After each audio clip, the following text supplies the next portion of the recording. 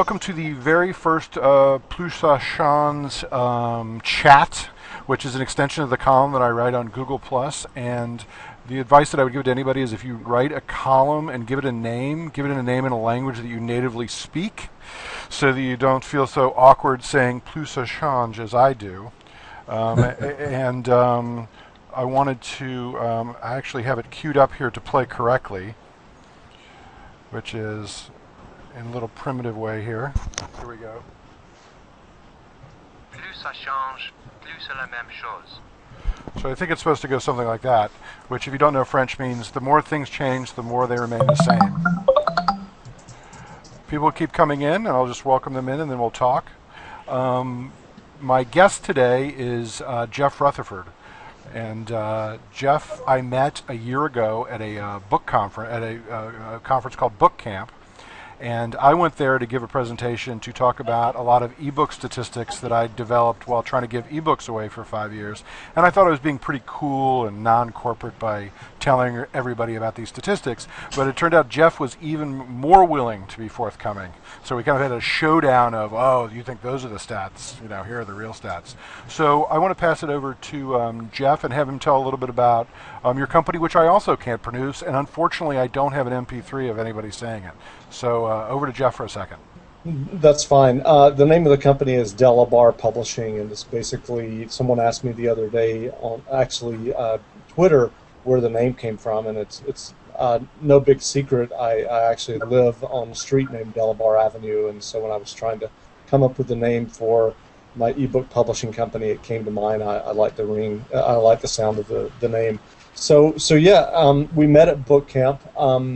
In August of 2010, a little over a year ago, I published my first ebook. And when I say published, I guess I should make a distinction because obviously you can self-publish on these various platforms. I actually went out and found a freelance writer to write the first ebook, and I actually decided to focus on a specific niche, and that niche initially being kids' joke books. And that idea really came to me because when I decided that I wanted to publish ebooks, I have two young kids, one who... Are they power lines?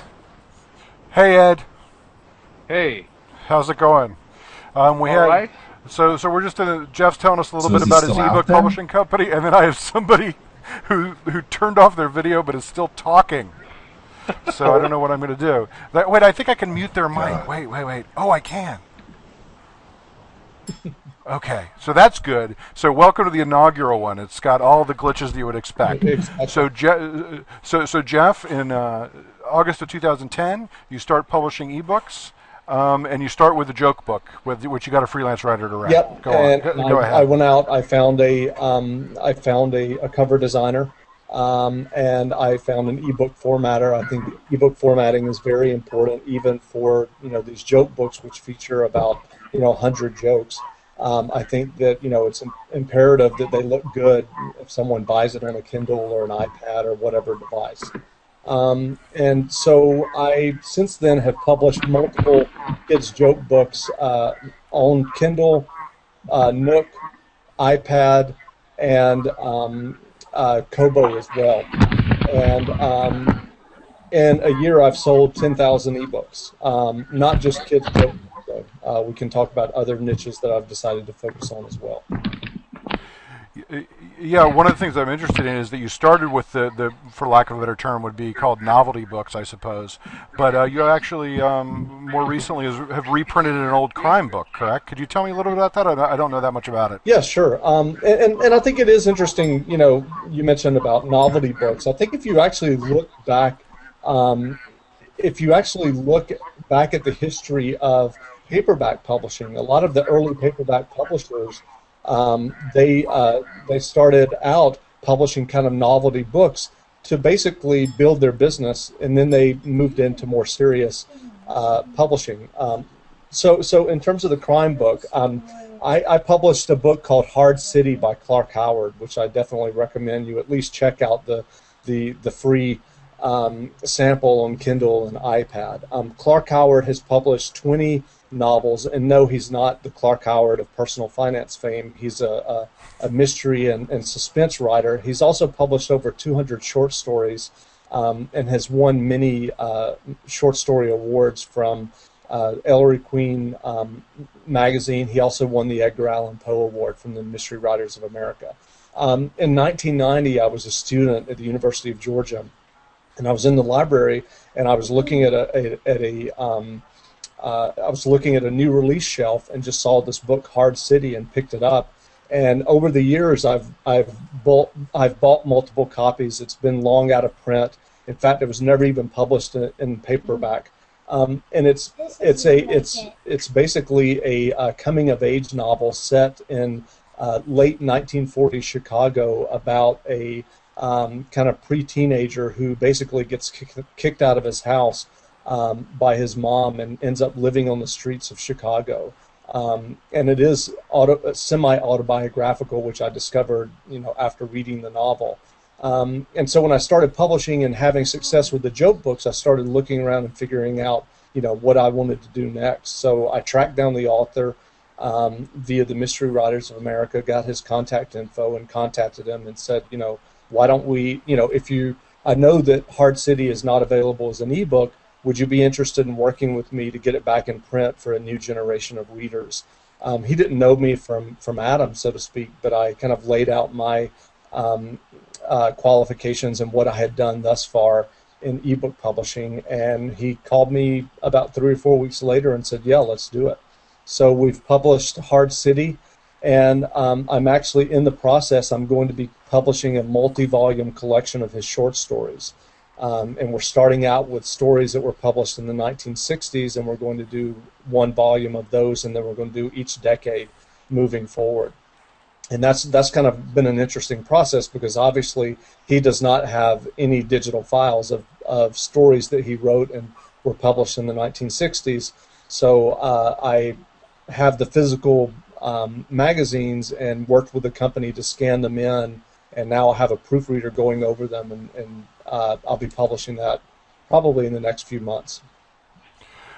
Where when you got in touch with him, where was he in his career? Or does he still have books in print? Or he actually still has a career as a short story writer. In fact, one of his latest short stories was published in the most recent issue of Ellery Queen Mystery magazine. So he still has very much a career as a mystery short story writer. In terms of novels, not as much. I mean, I think most of his novels are now out of print. The most surprising thing you told me a year ago was that Barnes & Noble is actually doing better for you than Amazon, which I was kind of shocked by. But I guess they were. You got in maybe a few months after Kindle started allowing publishers to do it, and then maybe very early on in ePubet. Is that still true, or is it actually is still true, and I can't really account for that, because as we discussed, and this is something that is this is something that I really talk about a lot in terms of ebooks. Is I feel like right now it's kind of a black box. I mean, as you know, if you go up and build a website and decide that you want to sell a book via PDF via that website, well, you can set up a Google Analytics page, and you have rich analytics. Who's coming to the page? How did they find you? What search terms? What's driving the most traffic and from where? With these ebook marketplaces, you don't know any of that. It's literally a black box. I mean, I would love to know. Of the people who download a sample, how many of those go on to buy a book? And I think I would make decisions based on that. Maybe I would play around with the beginning of the book if I needed to. In terms of nonfiction, I wouldn't necessarily do that with a novel. So it's kind of, I can't really account for why one does better, but yes, I'm doing. In terms of the order, I would say for me it's Nook, the iBookstore, Amazon's Kindle, and then Kobo. In terms of the number of copies that I'm selling. And what's working generally? And I assume, it breaks my heart, but I assume the mystery title is doing less well than the Sarah Palin joke book. But is there anything that you found that works especially well? I think, Hard City. I'm glad that it's out there, and it's something that I'm absolutely ecstatic that I had a hand in getting it back out there because I really do enjoy the novel. But no, the sales for that have not been as well as the novelty books. And I will say, in terms of determining what works and what doesn't, I think that as a lot of people have said, I think that covers are paramount still, and I see a lot of people who are self-publishing and they for whatever reason will settle for a cover that just does not resonate or doesn't pop when you're browsing. And so I think that covers matter, and I also think that something that a lot of people don't really kind of factor into, and it's kind of difficult if you're talking about fiction, but especially with nonfiction, I think that a really good title and subtitle, and it's almost kind of like search engine optimization.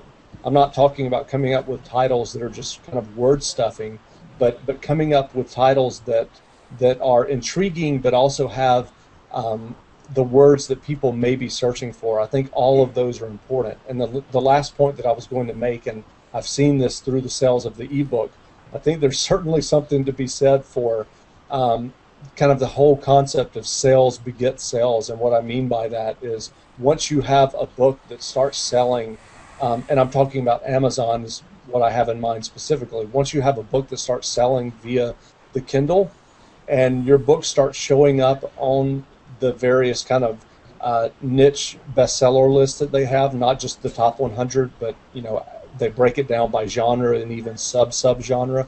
Once you're there, I have a sense that people don't spend a ton of time browsing. They just look at a list. And so if you make it onto those lists, you can just build sales that way. Obviously, the catch-22 is how do you get on the list? Well, so this is something that I actually blogged about recently, and it's gone back 10, 15 years and maybe forever that people manipulate the New York Times bestseller list by buying their own books, which at least it took a little bit of money to do, right? True. But if you have a 99-cent ebook, and this is a real question that I floated and nobody would touch it, which is that if I have a 99-cent ebook and $1,000, what is is the best use of that money for marketing? Buying that book 1,000 times on Amazon. Will you touch it? I hate to say it, but I'm not saying that I do it because I haven't. But I have to say, I think that there are people out there who are going to do it, and I would even take it a step further. And again, I want to make the caveat that I have not done this, but I think if you were going to do it, it would probably be a situation where you pay 1,000 people to buy the book so that it's individual sales as opposed to coming from one Amazon account. But again, I'm not advocating doing that, but I think that it's going to happen inevitably. Right. Does anybody there, David, Danny, Ben, have a question that you'd like to ask Jeff? No, but I think the point you made about SEO and titles is absolutely spot on. This is something which really pays off when you're, especially in non-fiction. If you have a title which is SEO'd in terms of being descriptive and answering questions which people may have and put in search, it works absolutely brilliantly well. And I think the guy who wrote the, and it's a bit late where I am right now and I can't remember his name, but he's very famous. He wrote the 4-Hour Week and the 4-Hour Body. Timothy Ferriss. Thank you. Yes. Yeah. He actually puts his titles together by going to Google Trends, researching what people look for, and actually creating the subtitles for the 4-hour format, and it works beautifully well for him. And when it comes to non-fiction, I definitely advocate that. Oh, I totally agree, and I would say that applies not only to the title, but also the book description. And again, I'm not sitting here advocating, coming up with a book description that's kind of keyword stuffing the way people used to do with their websites, because who wants to read that crap? What I'm saying is, write a book description that's accurate, but includes all of the key phrases that people may be searching for. Sorry, I just doubled up on you. Oh, that's okay. I know, it's crazy. I'm looking at. Yeah, it's amazing. Yeah, I'm on a. Keep going. Not a problem. Jeff. So no, I mean, I just think that descriptions are paramount, and I constantly tinker with mine as well, and some of them are probably not as good as they should be, and I'm continuing to play around with that. And I think to your point, in terms of what you were saying in terms of SEO, I think and nonfiction. I think that another thing, and this has been covered, it was in the New York Times on Monday about publishers now publishing nonfiction. And not publishers, but media sites. I think you're going to see a lot more of that.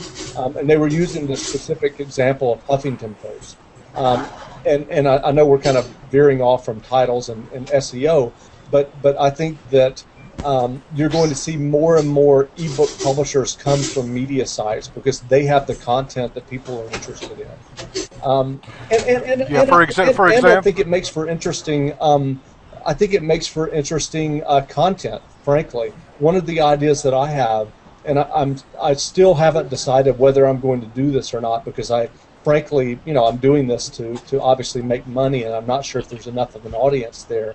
I think there's an audience there from the case of it being kind of a historical record and kind of interesting. But I think there could be an interesting model for a Politico or someone of that nature, and I was thinking about doing this myself, of basically contacting the campaigns of Romney, all of the Republican candidates, and basically saying, can you give me your speeches for the week? The raw speeches, not the soundbite that you hear on the evening news, and publish that. And it could be, the political speeches of American politics of the week of September 22nd. So, I mean, I think it's interesting the directions that are possible with ebooks in terms of content. Yeah, no, Vanity Fair, I mean, for example, just put a long version out of an article about The Art of Fielding, which is an acclaimed novel that just came out. They put out a $2 ebook, I guess, about the making of it. Yeah. So that is an interesting fact. David, I have to ask you, are you French? No, I'm not. I'm British, actually. Oh gosh, I was hoping somebody could pronounce plus or chance I'm sorry, in a charming way. Anyway, I'm sorry to misguess your accents. It's okay. Does anybody else have a question? If not, I want to talk about the other topic I wanted to talk to Jeff about, because I found out, and you should go look at his Google Plus page, is that he started posting like tons of these beautiful pictures from what was a guy. He'll tell us more about it, a guy quilter's retreat. And as I told him that these were like looking at pictures for a New Yorker Talk of the Town piece I hadn't read. So I want to hear a little bit more about the guy quilter retreat exactly. Yeah, this is definitely a ways away from ebooks. But when my wife and I still lived in New York City, this was in 2000, we were at Wave Hill, which is this park on the Hudson. It's up in the Bronx, right? Yeah, it's in the Bronx. Yeah. And when we were there, we just happened to stumble into an exhibit of art quilts, and they just immediately just blew me away. Like, one woman had taken photos of her family from Ellis Island and had transferred the images onto fabric, and then taken a fabric pen and written kind of anecdotes and dates about her relatives, and I was just kind of blown away by it.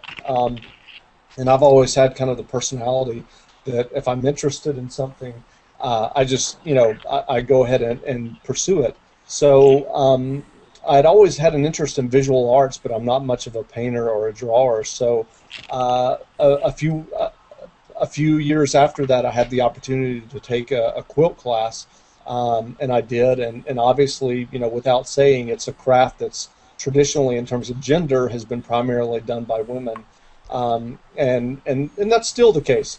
But what I discovered from looking online is that there's a Yahoo group that's been run for 6 or 7 years now called Quilt Guy, and it's guys who quilt, and they live, not only in the U.S. but in Canada and Britain and Australia. And a couple of years ago, one of the guys said, we should get together for a weekend of quilting, and someone set up a retreat. And so now we've been doing it twice a year. And this past weekend, I went to it was a bed and breakfast in New Lebanon, New York, and we kind of took over this bed and breakfast for the weekend. It was like 14 guys from Chicago, San Francisco, Atlanta, New York City. I'm from Western Mass, and spent the weekend quilting. Yeah, and some of, and there was recently an exhibition at the Folk Art Museum that I didn't get to go to see, which was all red and white quilts, and I really recommend that you go to Jeff's page and look at some of the stuff he posted, because it is kind of like, wow, quilts, I get it. I think I should maybe I should be quilting. Yeah. So anyway, I think we're going to end it there. I mean, because it's gone well, and I don't want to push my luck on the technology on my first time out here. But I want to thank Jeff for coming out. Jeff, why don't you give me your website and stuff, or whatever else you want to give people? Sure, it's Delabarre Publishing, and it's spelled DELABARRE, and that's delabarrepublishing.com. And some of the titles, as I mentioned, Hard City, some of the joke titles, 101 short and hilarious jokes for kids, and then so anyway, you can check out the website and see the see the ebooks there, and you'll probably have a link to my my Google Plus profile, and a lot of the information is there as well.